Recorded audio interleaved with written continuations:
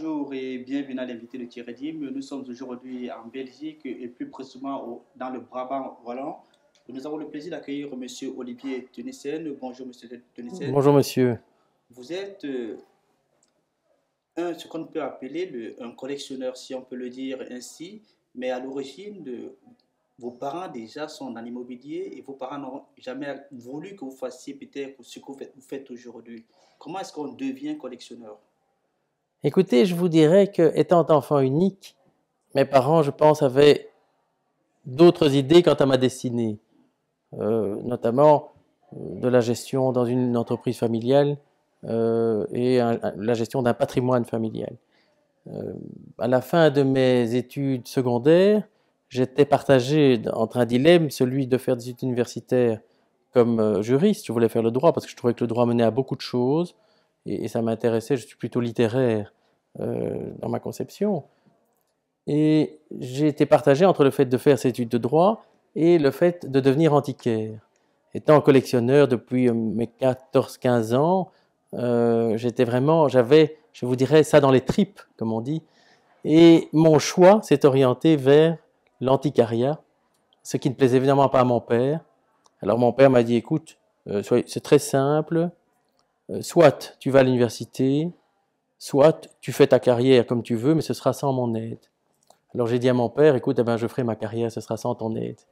Alors, votre première œuvre d'art, je pense que vous l'avez achetée à l'âge de 16 ans. J'ai commencé à acheter, j'avais juste 16 ans, et avant j'avais acheté des petites choses modestes, simples, et j'ai acheté une marine 18e, une huile sur toile de l'entourage de Joseph Vernet, en vente publique au Palais des Beaux-Arts à l'époque, qui était la salle de vente de référence à Bruxelles dans les années, fin des années 80. Voilà.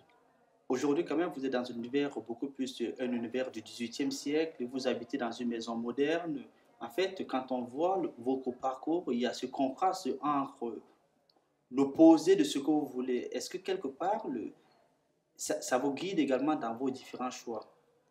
Oui, quelque part, parfois le fait de faire des choses qui peuvent paraître en opposition au premier abord euh, vous font réfléchir. Euh, vous savez, faire toujours la même chose et n'aller que dans un sens, ça ne porte pas spécialement à la réflexion. C'est comme quand vous rencontrez des gens. Si vous mettez en face, autour de la même table, des gens de philosophie rigoureusement différentes, il en est, je pense, des conversations et des réflexions plus intéressantes. Donc parfois les oppositions font naître euh, des choses étonnantes. Alors, vous êtes antiquaire et vous êtes collectionneur. Alors, comment est-ce que où se situe la limite? C'est-à-dire, lorsque vous flashez sur un objet, quand est-ce que vous vous dites, je vais le garder à la maison ou alors je vais le vendre? Eh bien écoutez, quand je vois un objet qui me plaît et que je l'acquiers, en général, ma décision est tout à fait prise tout de suite en me disant où je le garde, où il va dans ma galerie. C'est assez simple en général. Et je dirais que je garde 20 à 30% des objets que j'achète euh, euh, par passion, vraiment par passion. Je ne les garde pas avec une idée commerciale de les revendre mieux après en fonction d'un marché qui peut évoluer. Je les garde vraiment par passion parce que les objets me font vivre. Je dirais que c'est une essence pour moi, c'est une source de satisfaction énorme. Alors, quand on regarde ici dans votre belle demeure, quels seraient peut-être vos objets coup de cœur? Écoutez, j'en ai beaucoup.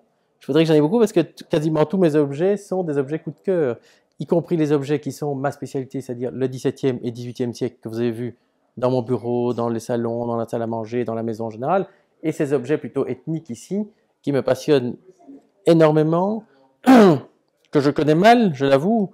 Mal, je les connais un peu, mais je n'ai pas les connaissances de grands marchands connus que je ne suis pas, puisqu'ici je ne fais pas commerce de ces objets ethniques. Mais je me souviens comme ça d'un objet. Mon premier objet ethnique était une petite statuette dite Kasongo. Et j'ai vibré pour cet objet. Un jour, c'était un ami qui l'avait. Et je lui ai dit, vends-moi cet objet. Il dit, non, je ne te le vends pas. Il a fini par me le vendre. Et ça m'a vraiment passionné. Et j'ai appris à étudier ces objets, à me poser des questions. J'ai acheté des ouvrages dessus, etc. Et j'ai appris à comprendre quel était le cheminement de pensée des artistes euh, dans certaines contrées du monde qui ne sont pas la mienne. Voilà. Alors, jusqu'à quel prix est-ce que vous pouvez aller pour un objet coup de cœur? jusqu'à quel prix? Citer un prix n'a aucun intérêt. Je vous dirais que c'est en fonction de ce que j'ai comme liquidité au moment où je veux l'acheter. Mais c'est vrai que il peut m'arriver de dépasser la limite de l'entendement pour un objet qui me passionne, en me disant je dois l'acheter maintenant parce que je ne le retrouverai pas, et il me donne une satisfaction extraordinaire. Monsieur Tonissen, merci pour cette explication.